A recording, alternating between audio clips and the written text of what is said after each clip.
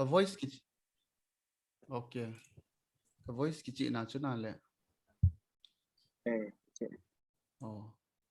ale tu ni nhila dòng hin tin zan dòng hitan tin tu ni zanai ki man sa na deu chu achom lam ta en hin sei lang ka ting phat chalo chu ina ki bon thei na deu vin lung sit ta in mic chu mute bol so tin thui sei ti ting ole on bol leo han na te chu ka hin tim nom hin tin tu ni phat pom tu ding phat conduct chu kai ma ka hin pamex lulun ka hin chule tunia phat pat ki tau pat na tau na mang di chu pa on po hin tin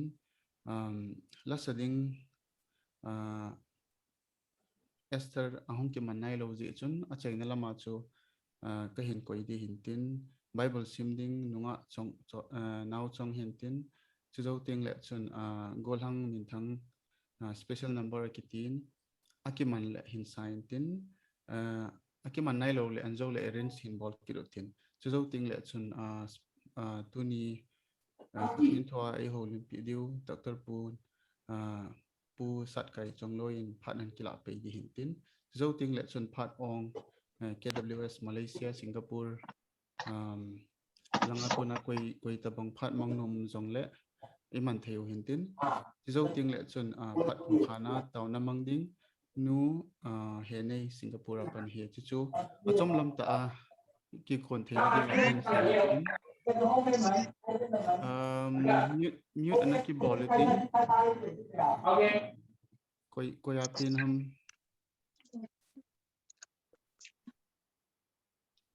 mute kanan ben mut ki bolo lungsen to mute ki bol duty district ichi la na abana phata ikhat thiji ponung se te mute ana ki bulletin pha jo se ki pat masangon pathin hinga hando nai nei video win pa on pu phat kai pe tao na mang yeng o te ole ka ki pawe pakai na long se na ka changon tunil ha phat dam na nei pi wa phat mon ta kal hun the jalon na min thieng ka thang wa win hi van noi khan to to dung ju yin mon chom chia hi jong lengo tunil ha phat hin na anga to khom banga na hoin thinga to khom banga ka ki gel lo ba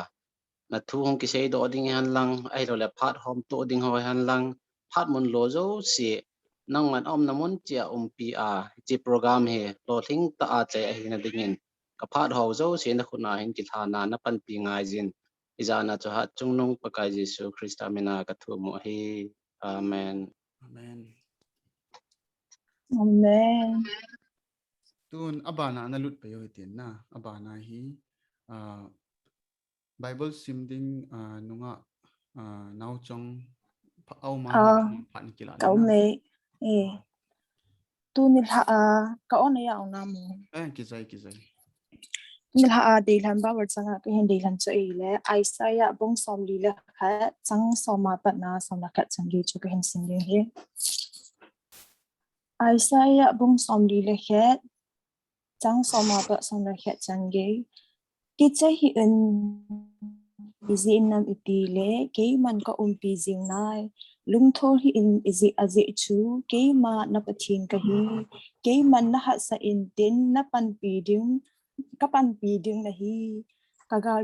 kagar zo na kho zi lama ka do sang jing ding na hi som na khat na vata na chunga lung hang zo se abon cha over kisu abon cha over kim su over kisulung dong ding a hi uve nang ma do na kisalal ho chu imachalo hil a mang tha ding a hi uve simro na pathin ba wat nang na pathin pa the ibu biang pa han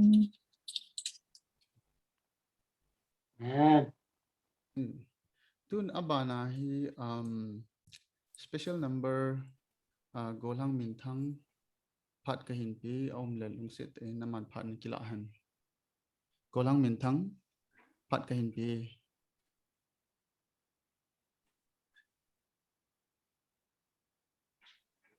lo ham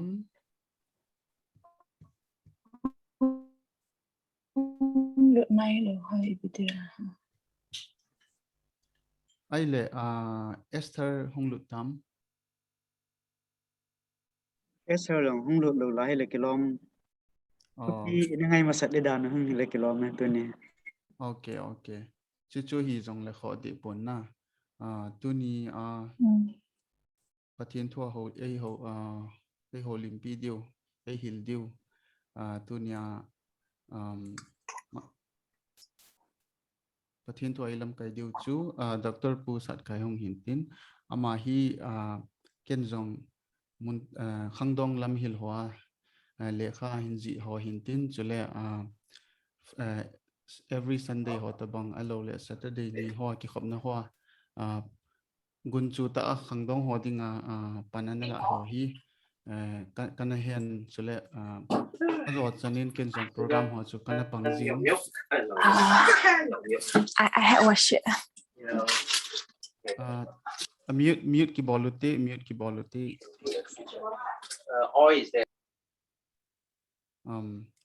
neo khat het sau hi jong le chun ke het khamin Dr. Pu pan la na neo khat ka hin het ho chu to ka hin sei banga chu khangdong lam hi la hi active ta ama hin abula pana hi pon tho ta hi khangdong ho dinga vision nei poma hi aphat le phat le ni kho ho hin tin chule sumle pailam hoi jong le bol thei tu thei hin tua ama hin pana hin la hi kanamun chule ama jong hi ke in EPT stadium vet ton thei ta in kanamu in ama wang chun personal in ka ke po win hi jong le as a beham leader khana Christian hin khwa leader khana zui thei dinga kamu in hi chun program ki bol na hoa ken jong ama in initiative an la na ho hi ka zo thei chan chun kana pangin tu ni hin i hola hin holim thei dinga chule an phat hung pe thei ho hi ka gel le hin mantam ka sa in aman ho dinga phat chon chai hung man pi diu na chunga hin ama chunga avelin ki pa thu participant zo se thangin ken ka hin sein chule pathian phat thei bo na chang pumin Dr. Pu chu tun aman phat hin kilo ta hen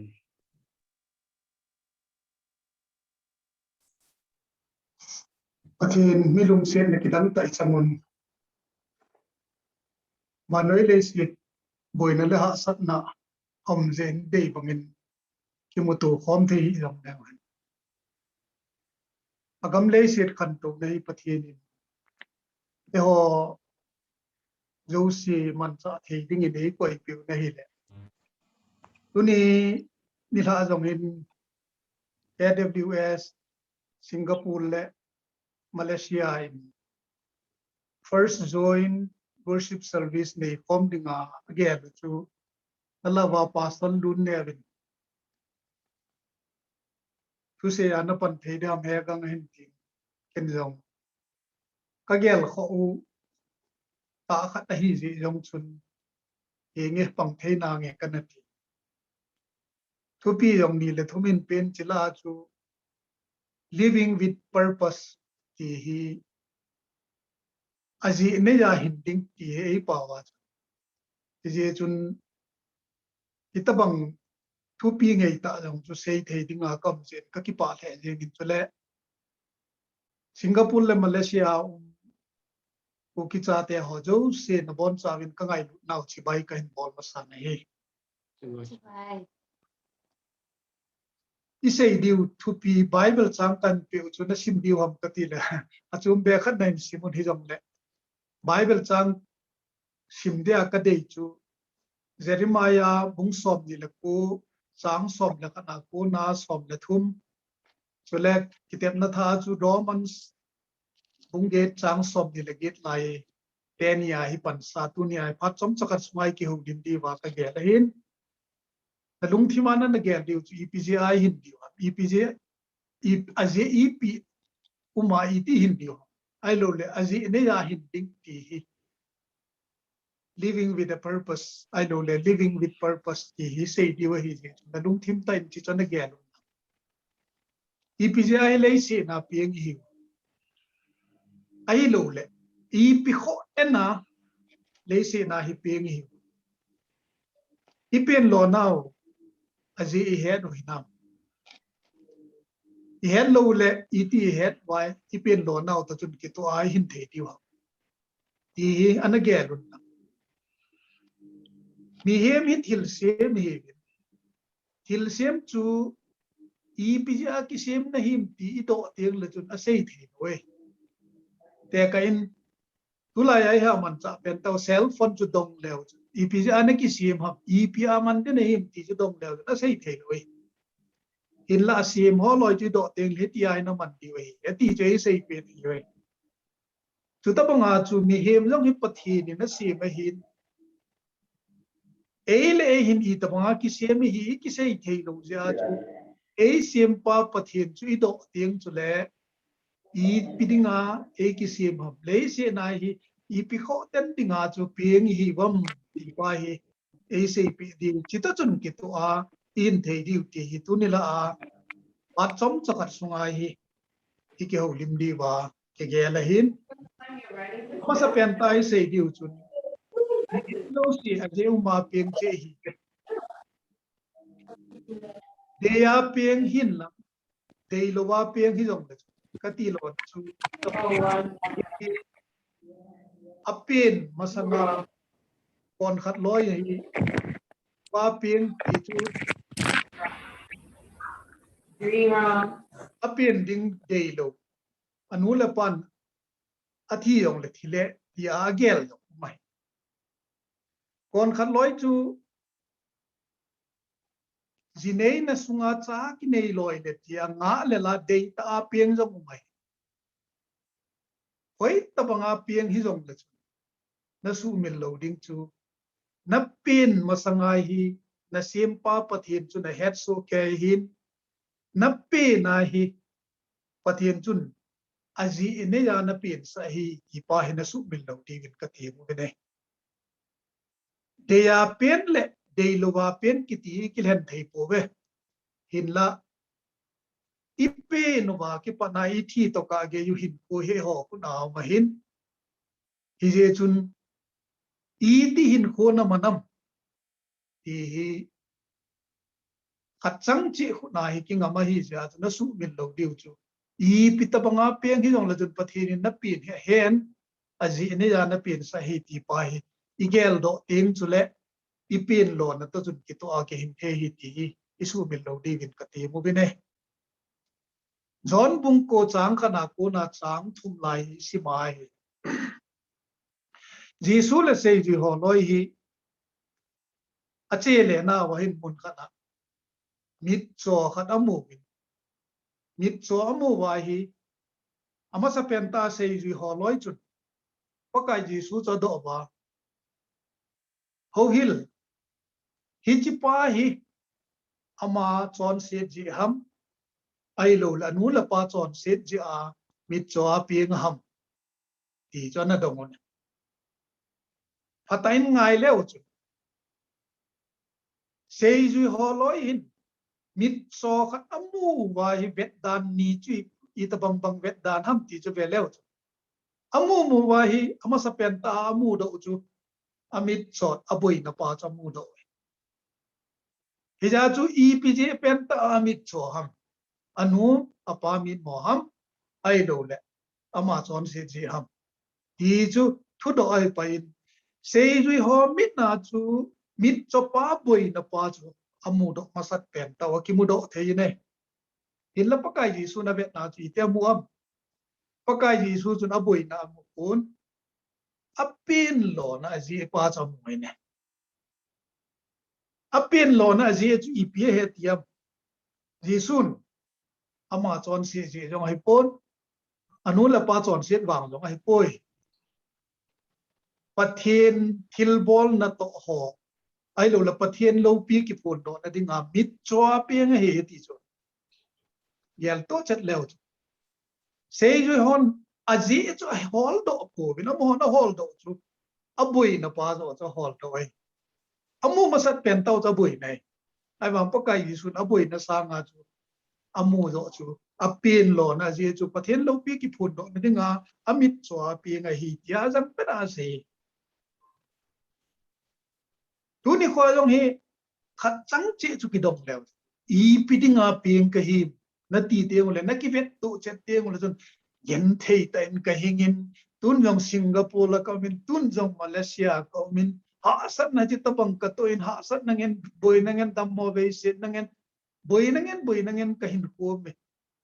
ti chu ne mu do mai thei yoi hi cha chu na boy na go na mu do oi I pi dinga pathian in le se na na pin sa ko wam pi pa hi I mu do a ji po I pi dinga le se na pen ka him ti pa zo ya thu pi hi I boy na pa ya thu pi po ya je chu I boy na hi umi za di hindi ham le se na koi ma cha he po ve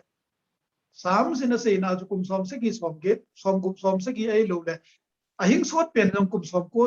kalwal long hing ki be se loi zakhat hing jong tu sim te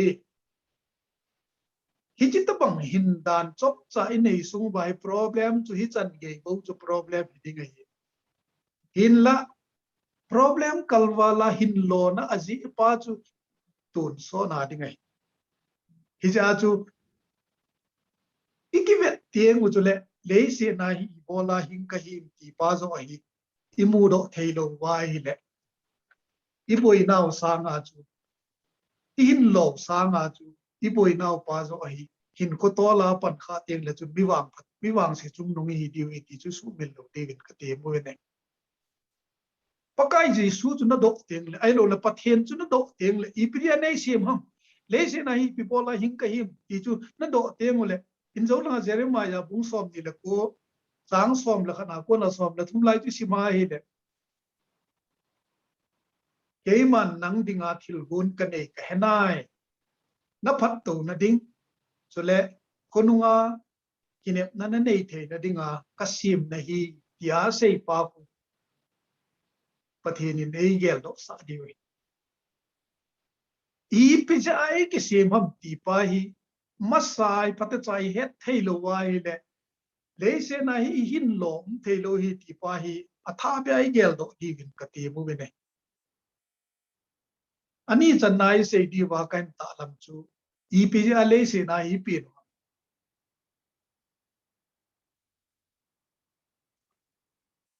isei ban wa I pi kho ta na le se na hi peng hi wa ti pa hi avel ve lai ki do di gin ka di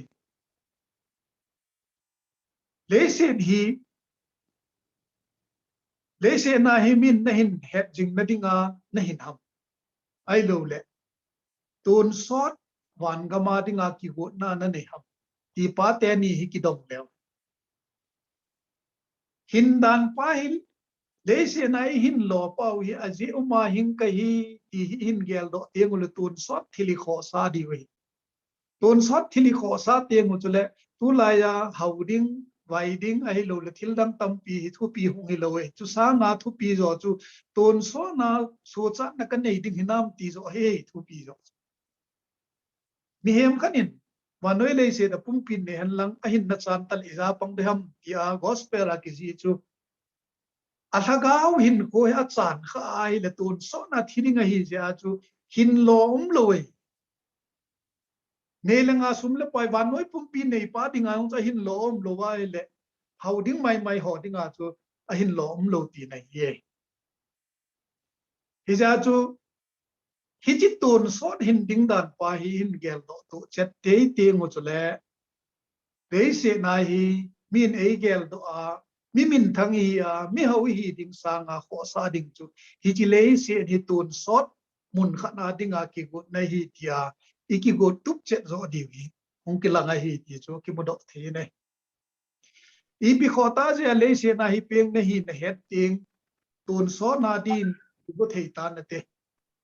mi zo sen I pi bol I to dung zui che wa hi pathian thu pi tan na ding ding hi ve ti chu romans bung som le li sang so ma chu ki che ta so ma kon som le ne ki che ta ki moi pathianin na izat na hin to do ham ti sanga hin kho ka pe hi itin naman na em ti zo hi wan ga mai do the yo hi ti pa hi isu mil lo di vin ka ti mu ne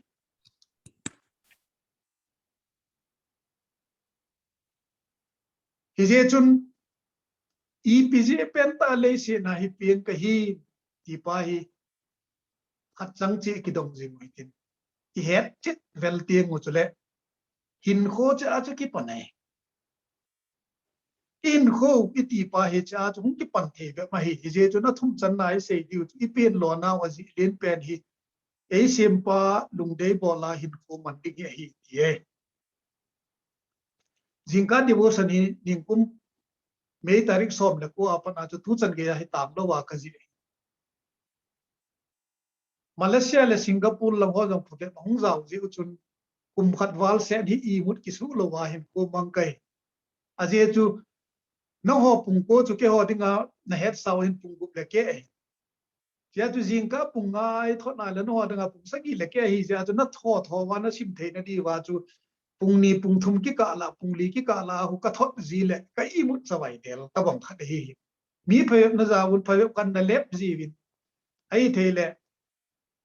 thanom ta na ho ding kho sa na ki bol hi ja na zaw di wa hi de ta khat choi tu ni thain hi cha a ki ji thu phabet khat ka sei pi no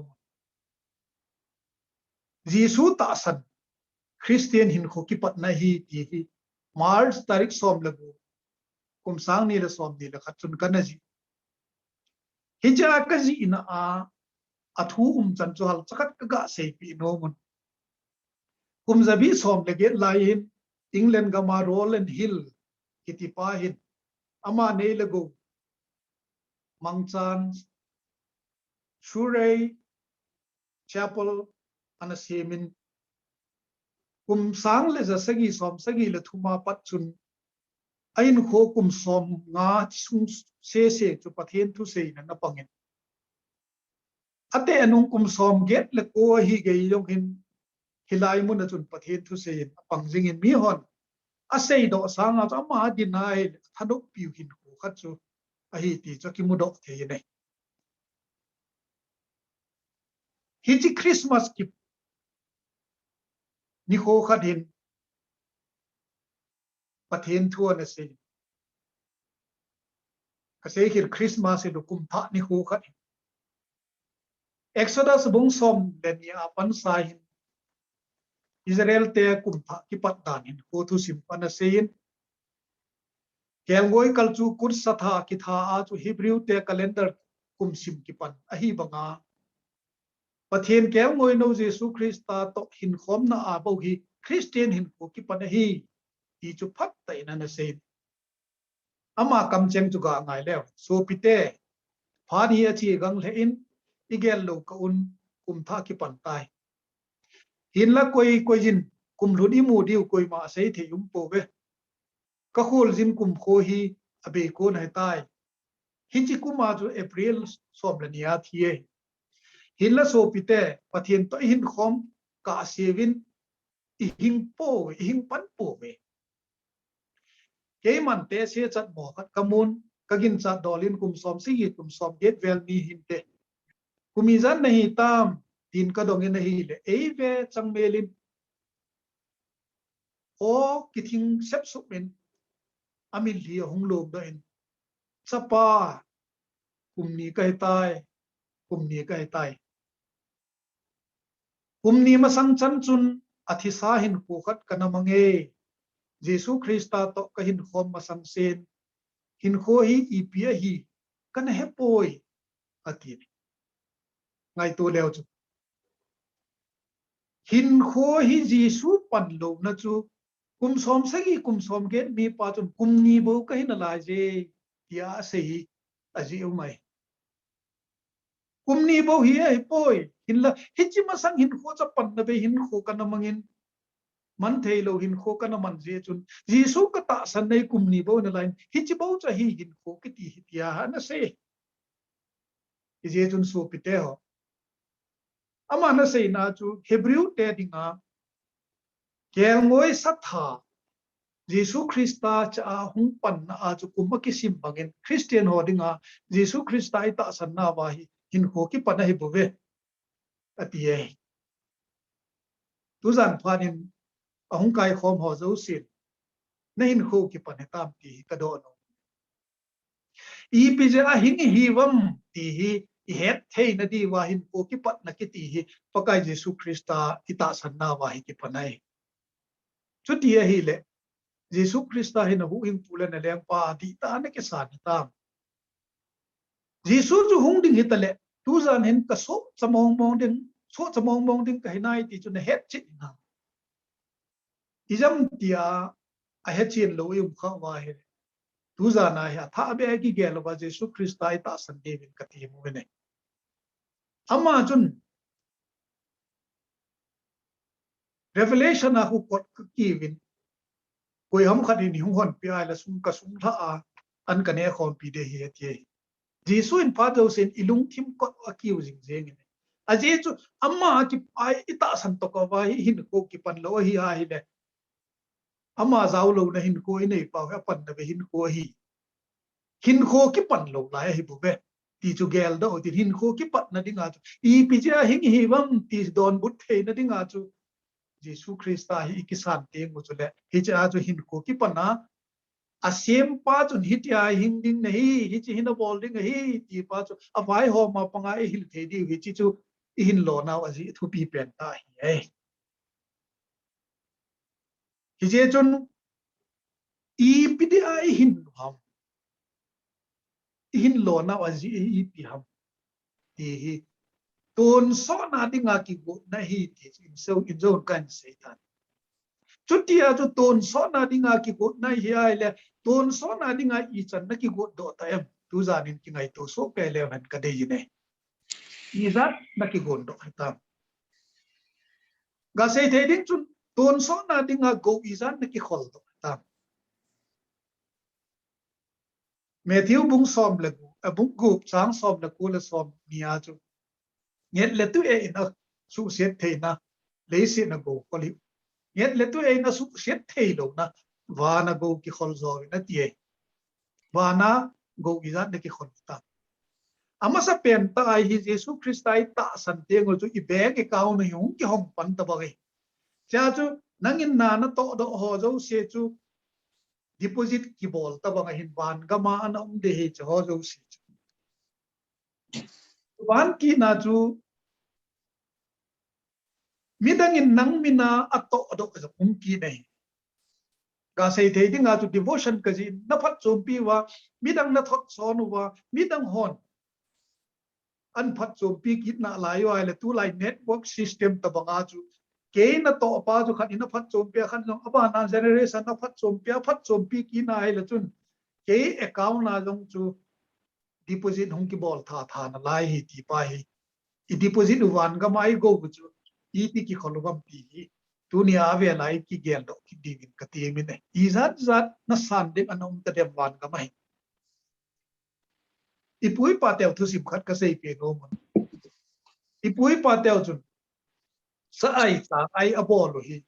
amo bol hi pon ama hon sa ai ngai na bol hi khonung hin kho ding gel kho na na bol ai athu sim chu ga sei lew ni khat cho thi tieng chu le wan ga ma che ti hin la thi jin mo la kal teng la hin thil boi khat chu ul sam no min a thi teng la simu dummu ima tin ka je pi ul sam no hin a hi da vet sa je ti so a hi da vet sa tel hun ate po dinga ko hi de ne lai chu tu lai hit de yo koi ma hum tai thing la nga chu hit ki nei chu ate teng le po chet ve ta hi je po chet na dinga ko dummu simu atin ka je pi ji ul sam nu cho lung thim bol wa ka de po na ti ding ti a hit hi lo lung to I pi to gam ti nei ja ki cha dum he dia se yu a hin sa ai chang ai bol mi ho loi kal hang sa hang that ho loi ta chi tieng le kul sam nu chun a chi sa pai wan ga thung ji ta ve ti cho wan ga ma thun tieng wal hin le si na samin thang atha ho sa tam pia tha ho loi ai luwa ma he le ama din abong aloi akel cha bo cha na pang thei pui ti je wa chu I pui pa te hin a ai ji son itiu chu numeya dinga his chang ai hi za pasala dinga hi sa ai hi chi ki ai ho loi hi abon chang kai ban ka ma thum teng la chun amma gan chai na pa ku dia ta san ni chu amma ho dinga chu go hol hi adi chana se dinga chu ban ka ma man cha diu go ho loi chu le si am lai wa ha ki khol chu a ai tieng mu chu le ban ka ma amma gan cha na pang diu hi ye tu za nai gel do diu chu le si na go ine ho zong hi van gam go su do the chu ta san lo mai the ine you go pa le sit go pa mi how sa tam pi chu go ho loi van gam ade transfer gam bita i te transfer ham van gam hun te la man sa dinga hi pathin na to na kine ya a le si na ane you go pi van gam ade transfer ki deposit a bol do gam hoita nang le ke in van gam dinga ine go ho is that deposit bol do ta icha deu deposit bol do na bam ine go ho deposit bol do na bam ti tu zan phani na tha ben ki khul lew hen ti ka di ipu ipa in ata san dola chu aki ai tieng chu le wan gama igan cha na pang the ati ta bang wa chu e hon zo tu la ya ine igu ho loi i ai diu ngai i ai diu ka ti ipu ipa ai ta ngai i ai diu hidovin pathin apipa hi pi son tieng chu le aban gama e go wa na pang di ai ti pa hi su min lo di ka ti a chai na lamin jingka devotion ka ji khat ma naga sim pi ki nu jun tarik li kum sang ni la som ni a kana ji khat chu dai empty ki ti thu sim khat kana ji tot henry in anaji a hin sum kol ve mi ki khop na khana lam kai pan wa noya gam house pen koi ham ya do le abang chun oil rich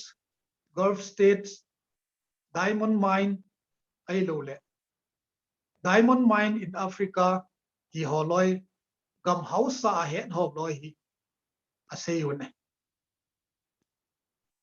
aman don bu na chu che ho cha hi poi le se chunga gam house pen ta hi cemetery hi than ko hi eti ipia se han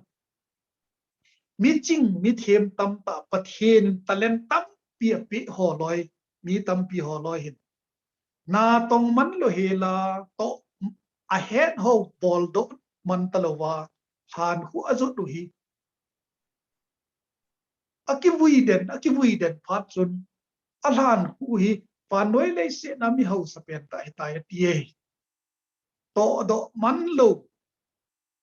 hin khua na nei kha ding ham ti pa hi iki khur di win ka ti mu ne hi ja cha ma na sei chu na thi te mo le ke helin thi win to do lo be helin thi win na ti dai empty na thi te to do lo ngem chu ki po hi hi chi jong to do ding na gel ho zo se chu tu na dam line ki to do na ti chu van ga ma go kon na len pen ta kha dei pathianin talen vui mang pa ti ta bonga chu talen zakhat ki pe a som khat jong tong do lo ki ti chun som ko wala vui mang hi som ki pe a som tong do ho bang chun hingin na ti e ya chu na ti tieng keu helin ki thi to do man lo nei ta ti e ye chun tu ni la en ipidinga Singapore lai chiu ham ipidinga Malaysia chiu hengi hasan na tampium nante hichimuna jong chu pathin in naman cha no hin ti na su bil lo din ka ti bu ne Christian ngen na hi win Christian lo in sunga jong na tonga na pan the yo hi naman so nu chu Israel mi hichin no mei chapang chakhat chun apu naman mi pha pa chu adam sa chu ipe sayam ajuti pha pa na chu amana sei pe chu Israel ten them gaw ne yun hichi them gaw them pu ho ko ma chu chen lang ý tí này hi cái đồng là chun nó đầm tế để hi tí chun xây pe in sunga su a kikai Israel sapang no chun apu pa dam thei na ding chu agel khoi hi ja chu Israel thempu ka kimopia vadunga sagi ve ki phum ding an sepia a ki phum la ap pha bihil je ko ya hung kun ham chu ta bang na tong thei nu chu me chapang su a kikai mu chai e ho zo se i nau muna ku van gama go uti khol the Christian hilo nom kha Christian pathen thu Jesu Christa na ngai lu thu sei pi the chule Christian te hi dong le Jesu Christa chon dan pha ho loi chu vet sa a nanga ko na cho hin ko ki khel the e ho so hi pu be to ding ne ya chi ne hi bin min na noi seu dong le noi se thei nei pu be am ho so ki lo we na to di uma sum na ki lo we na tha wan na pat na thau na pat ba sum na ki ho loi chu ho loi dinga chu so hi lo we hi ja chu Jesu Christa na ta san te ama nung put pa chu na vet sa thei te mo chu le hi chi mun ho a jong chu wan ga go na ki khol the yo hi ti chu na su min lo ti ka ti ne ti je chun tu zan pa en ban gam go bi zat ki khol ta bam le se na su mi lo lo bin hi chi sum lo ho wi wan ga mai san diu la cho na pang ding hinam chu le ha san nei ta bang to jong leo hi chi ha san na la chu Jesu Christa lo pi na pa hi pun do mit so pa cho nu la pa mit mo hai pon chon se je jong pa ma chon se je jong hai poi pathian lo pi ki phun do na ding a hi ti chu a hin lo a ji ye nang long chu ta banga chu pathian lo pi ki phun do na ding na pan the hi ti pa hi na su bil lo ti vin ka ti mu ne hi chi chu hin lo thu pi pen tai ti pi ja peng na hi i pi bol ding ana na pi na i pen lo na wa ji pen ta chu wangam hin khoding cha prepare ki boli hi wa hi i chan na pha ta na nei na go na hin khopum pi hi invest na bola wangam go na so hinam ki pa hi tu zan ki khor so ke in a ball kha lo wa ikipat na diu hin ko chu Jesu Christa ta san na hi ki pa na hin te se pun kum som singi som get pan kum ni bo ka hin la ye kum ni bo ka hin la chapat mit hilonga thu sei ta bonga kumizat hi witam Jesu Christa ta san ita san lo la yo hi kha le tu zan hin pakai Jesu ta san tin hin kho ki pat sau te cha chu hin lo hung ke do de seu de hi ti chu phat chom cha khat sungai ga se tin i se hi rom le ki ngai da moi tin i se kha wa pha mai ne pathian in phat the bo pi ka ki pai Amen. Amen. Amen.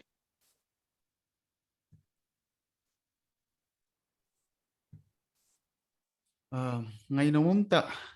thupi tuni living with purpose ti thupi mangchan Dr. Puini in sei pi tawin tu a hi abana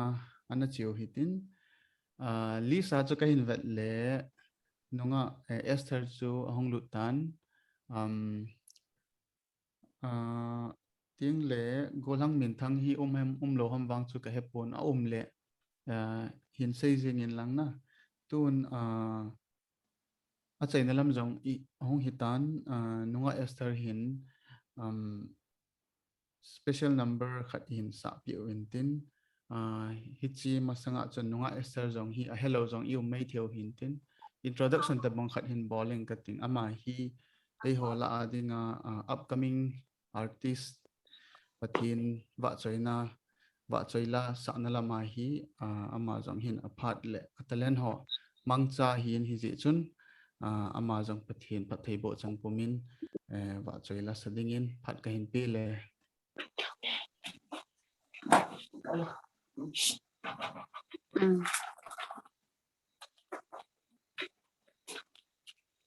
Cậu nó dạ thầy nào vào nghe kitchen sel tôi nè cho rằng mấy thầy như khô cầm anh lệ mấy thầy như khoa chú là xã các bạn đấy cái hông gây dạy mình ngày đâm cái hình của mình chú gian phải biểu vạ cái thiên thằng vậy nó mình lăng kê cái mình hi lệ Esther mình hi in tu lệ tua hi sangai ko na ka hi in pathin vạ chui la sathaya sathai le ula naw te hon to phat mang khom thei ya ka ze na ma sabenin pathin ka thang wa in chukit le nam sunga na sathim tam ta zong le ke ma phat mun ka chan thei ninga lampi e gun pi KWS Malaysia chula Singapore nam kai ho chunga ka ki pana ka him ponge mi mangala sathim zong ka hipon a hin ba e simpa pathin ba chela sana thanom ta khat ka hi in pathin zal chun first step album chu shooting ka chain atu tha September sunga wang akit September tha sunga wang hi vet thei hiding ta sanau min YouTube ba chu ivet a hele Esther Nengneihoi tia hin hol leo chun nan mu deu hi in ja la chung ki upload na mu thei deu hi ole naw te ho in ngai lut na zala nei ne vet bi wa nei ne ngai pi deu win zong pakai min ka hin te min hi phat chom khat la ka sam sanga phat chom khat ka hin la hin tin tu hin Reverend Lun Newin sim April mit tui thila chu pathin ba chaina dingin hin sange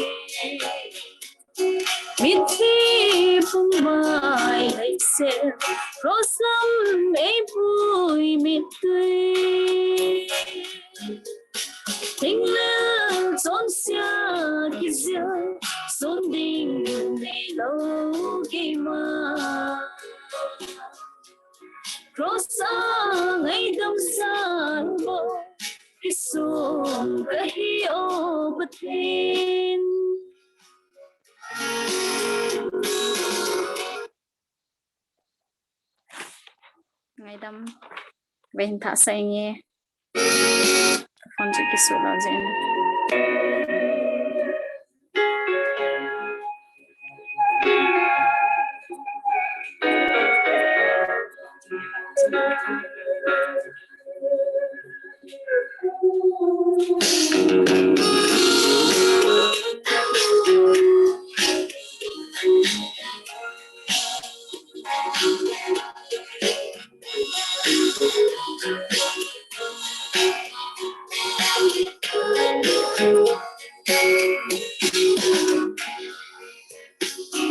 Giêsu có duy na đôn hin anh duy biết khi vùng mai thấy xe cross lâm ấy vui mít tươi linh lăng trốn xa khi giờ xôn đình ngày lâu ngày mà Rosa ngay đâm xa vô cái sông cái ô bất thiên em thu xây lâu Ei lam ilin Cross nung ka zui nahi so nan sa boy zolo Thing leo chon sia kizil son ding nei lo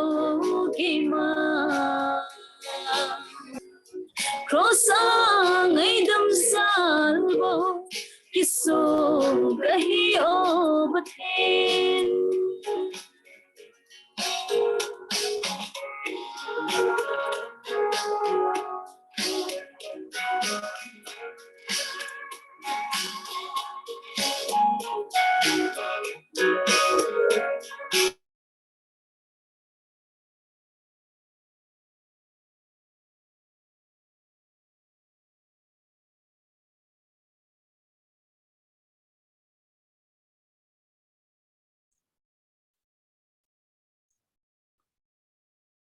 network khoi lo Krista ngay lut hinam Ting leo chon sia kizil son ding nei lo ki ma Cross ang ay dam salvo Kisong kahi o bathin King leo chon sia kizil son ding nei lo ki ma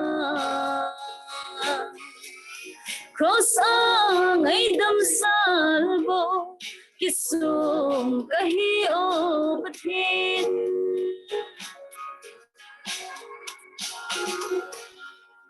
Pathinin pati ay bo bitaw no. Amen. Amen. and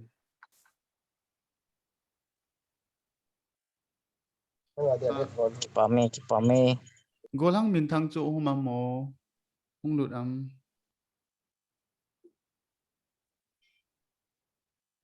golang min thang hi hung lo hin tin na a hi ta le Hung lụt lộ kì.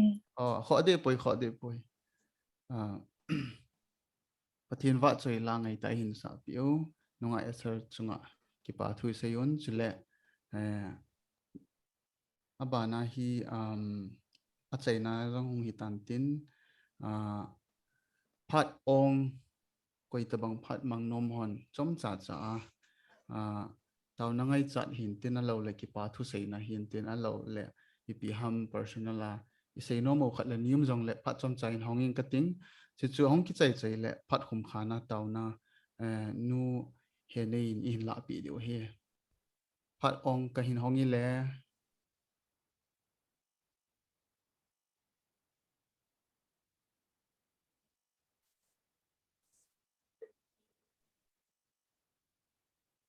Phát ong pe nen phát en long ka ting program chu KWS Malaysia le Singapore phát nang ke pe hin chu vela suboi lewin hung lut jing ka ting phát ma satain phát pai pe wa pa pathin ka thang wa in chekit le Amen. program lo thina dinga pan hung la program min chong zo se boy le hila program subul na panan la jewin ho zo si chunga ka ke pana kan phongin adein dakal pun jong ki phalam ta tiam na ne kin e hin ki jong le ama jong boy le jong le e ho ngai lu na zalen ya WS Malaysia le Singapore ngai lu na zalen phat man tam ta te hoan pe nei le mi pi zo sit khelin dakal pu chunga ka ke pana kan phongin pathenin no lang phat te nen boin tin nen mang cha jing in tin chekit le tuni kha program hong min chung ho jong ke vel boy the ma ven mun chung ma jong program ne ngen hin ya salang chu program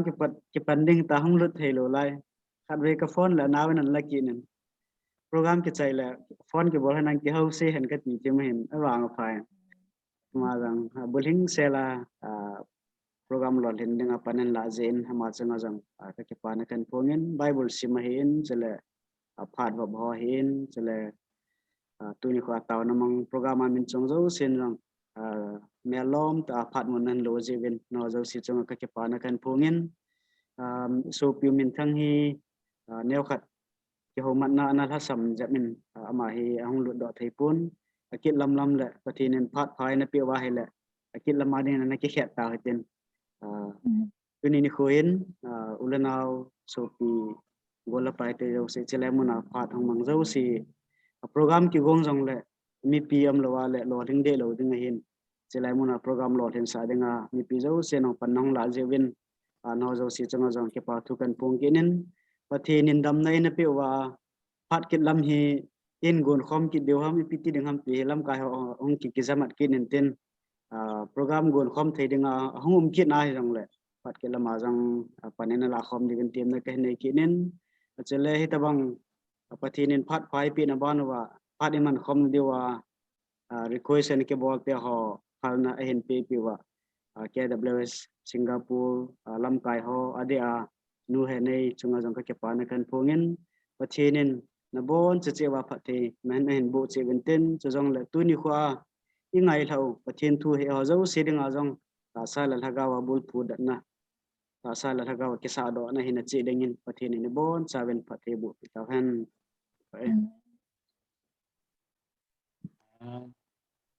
Amen. Tu ni chu masanga ipat masang sangu chun nom ka sai in participant ho jang thungai thei lewin mute ki bol so ke un nom jang anomin no hon nom na sa di na sa lo di wang ka he pon ken nom ka sai jang le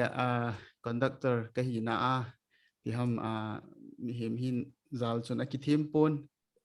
bol thei chan ka hin bol hin tin cái hình ball cái sấy nó là cái sấy khi lom rong lệ và thiên min cái ngày đó một tin tuần ở chạy nó đương nhiên phát dấu sĩ hôm khá này này bị điều in nu này này Singapore ama phát cái hình bê lệ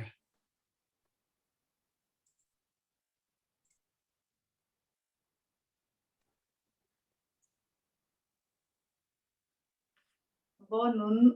pakai minin cibai greetings from Singapore. Ta asa ki muto ti nakine na sao hin na ki kinem zingin tin ki paumin pastor pulu newin hichi hitabong pan an la hitia hi ho zo si ki muto theva ei pawa ki khop chu lung helom wazin tum hai ei pawa ki khop chu wow cái gì sang in nôm cái sai ấy cái battery bay gọi về đâm nó ra thấy nào na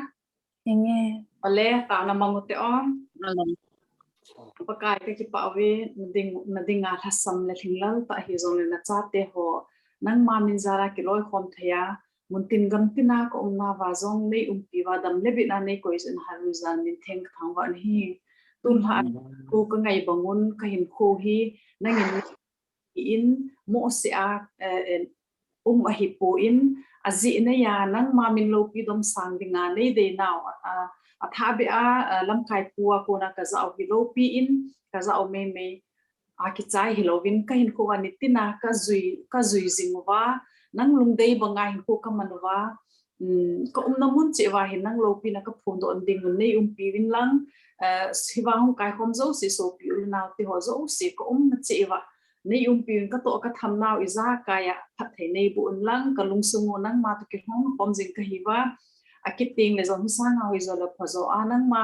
min za ka ki roi khom thei na ding nei piun khat sin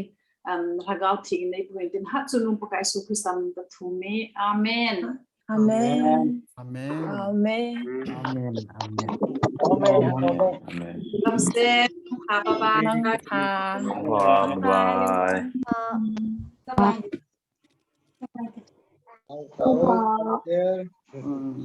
hay phụ nữ nè Amen.